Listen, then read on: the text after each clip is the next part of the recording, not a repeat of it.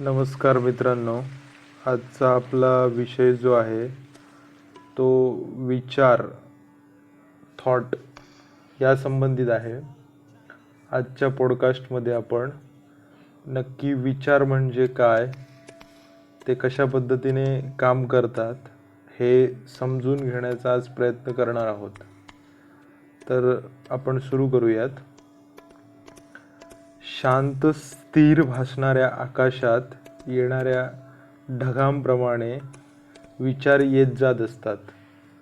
ढगांचे आकाशात येणे जसे पृथ्वीच्या पृष्ठभागावरील पाण्याचा बाष्पीभवनाचा परिणाम आहे आणि अशी प्रक्रिया सतत घडत असते, त्याचप्रमाणे विचार हे व्यक्तीच्या आजपर्यंतच्या माहितीच्या साठ्याचा, संस्कारांचा परिणाम असतात. अशी ही विचारांची प्रक्रिया सतत घडत राहणार हे निश्चित असते. आपण फक्त विचारांच्या प्रमाणावर नियंत्रण ठेवू शकत असतो. त्यांचे साक्षीदृष्टा भावाने निरीक्षण करू शकत असतो. विचार हा संस्कारांचा परिणाम असतो. त्याकडे साक्षीदृष्टी भावाने पाहणारी ही मनाची सूक्ष्मता, जाणीव, आकलन शक्ती असते.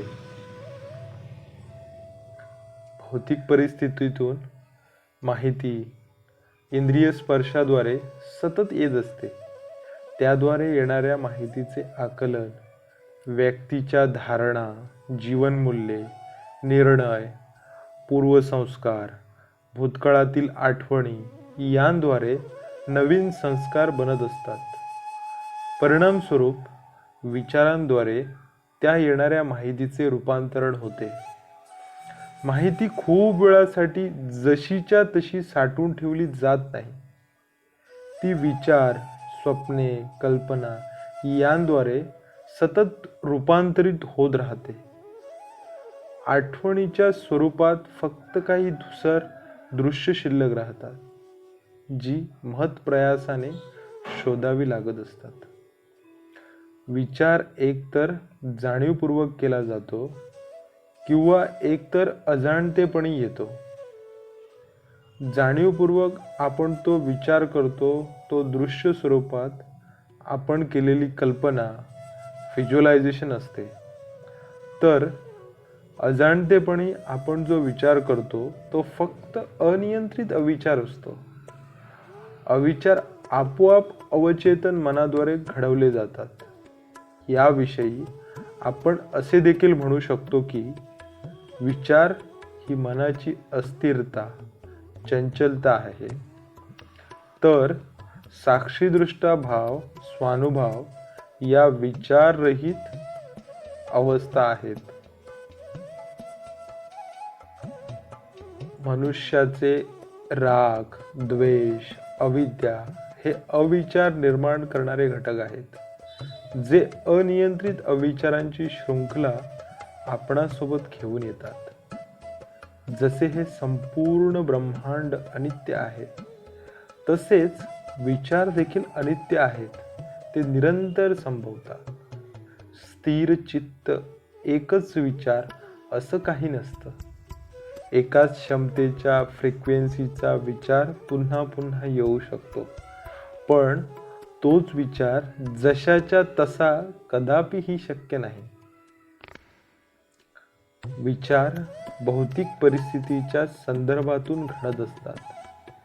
ज्या प्रकारच्या भौतिक परिस्थितीत आपण असतो, त्या प्रकारची दृश्ये, ध्वनी, स्पर्श, चव, गंध आपण अनुभवतो. त्याचप्रमाणे विचार उत्पन्न होतात आणि नष्ट होतात. लैंगिकता ही शरीर आणि मन स्तरावरची भावना सुद्धा विचार निर्माण करण्यासाठी आणि पाळण्यासाठी कारणीभूत ठरते. प्रत्येक विचार हा विशिष्ट दृश्य, ध्वनी, चव, गंध, स्पर्श, भावना एकत्रित दृश्य स्वरूपात साठवले जाते. त्यामुळे त्या विचारांच्या समकक्ष एखादी दृश्य, ध्वनी, चव, गंध, स्पर्श, भावना यांची इंद्रियांना जाणीव होताच विचार येत असतात. विशेषतः लैंगिकतेचे, भीतीचे, सूड घेण्याविषयीचे द्वेषपूर्ण विचार या अशा स्वरूपातच पुन्हा पुन्हा बीजांकुरित होत असतात. आता आपण थोडंसं पुढं जाऊन ध्यान आणि विचार यांचा एकमेकांशी कसा काय संबंध आहे हे पाहणार आहोत. ध्यान म्हणजे चित्त म्हणू शकतो आपण किंवा एकाग्रता म्हणू शकतो. तीच ध्यान म्हणजे मनाची सूक्ष्मता होय. ध्यान ही मनाची विचार विरहित अवस्था असते. आपण ध्यान साधण्यासाठी जाणीवपूर्वक एखाद्या आकृतीवर ध्यान एकाग्र करतो किंवा मनाची सूक्ष्मता साधण्यासाठी मनाद्वारेच शरीरात उत्पन्न होणाऱ्या विविध संवेदनांचे निरीक्षण करतो. त्यामुळे अजाणतेपणी येणाऱ्या विचारांना आपण आपसूक दूर करत असतो. जाणीवपूर्वक निर्माण केलेले विचार जाणीवपूर्वक संस्कार निर्माण करण्याचे काम करतात. एखादा विशिष्ट प्रकारचा संस्कार व्यक्तिमत्व आपण जाणीवपूर्वक एका विशिष्ट दिशेने विचार करून घडवत असतो. तर अजाणतेपणी निर्माण झालेले विचार हे एकतर पूर्वसंस्कारांना इतर प्रकारच्या संस्कारात मी रूपांतरित करतात किंवा पूर्वीचे प्रबळ संस्कार धूसर करतात. तुम्ही आता हे पुस्तक वाचत आहात, त्याचवेळी कदाचित अनेक विचार तुमच्या मनात येत जात असतील. असे विचार कदाचित ज्यावर तुमचं स्वतः नियंत्रणही नसेल. मग हे लक्षात घ्या की असे हे अनियंत्रित आवक जावक विचार आहेत ते वैश्विक अस्थिरतेचा अनित्यता नियम पाळत असतात. जोपर्यंत मनुष्य या सिद्धांताचं रहस्य जाणत नाही, त्यांचा वापर शिकत नाही, तोपर्यंत अशा अनियंत्रित विचारांची आवक जावक सुरूच राहणार. असे हे विचार संस्कार मी अहंकार उत्पन्न करतात. त्यामुळे मग पुढे दुःखांची शृंखला ओढवत असते. आता या क्षणी आपल्या सभोवतालच्या सर्व दृश्य वस्तूंची नावं आपण कदाचित सांगू शकतो, पण जन्मापासून ते कदाचित आपणासाठी शक्य नव्हतं.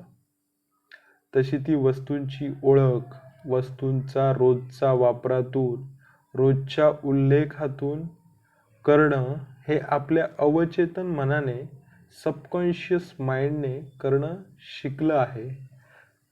त्यामुळेच आपणास रोज रोज ती नावं आठवावी लागत नसतात.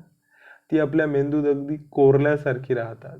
जसे की आपली मातृभाषा जी आपण दररोज वापरत असतो.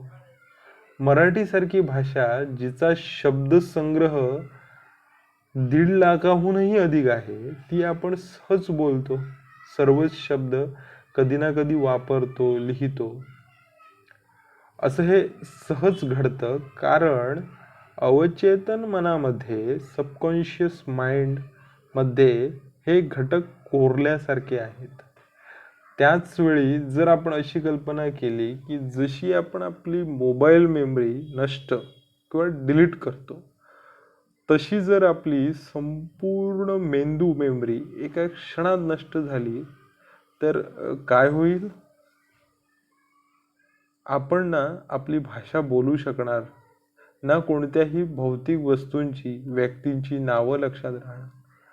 म्हणजेच आपली स्थिती एका नवजात शिशुप्रमाणे होऊन जाईल.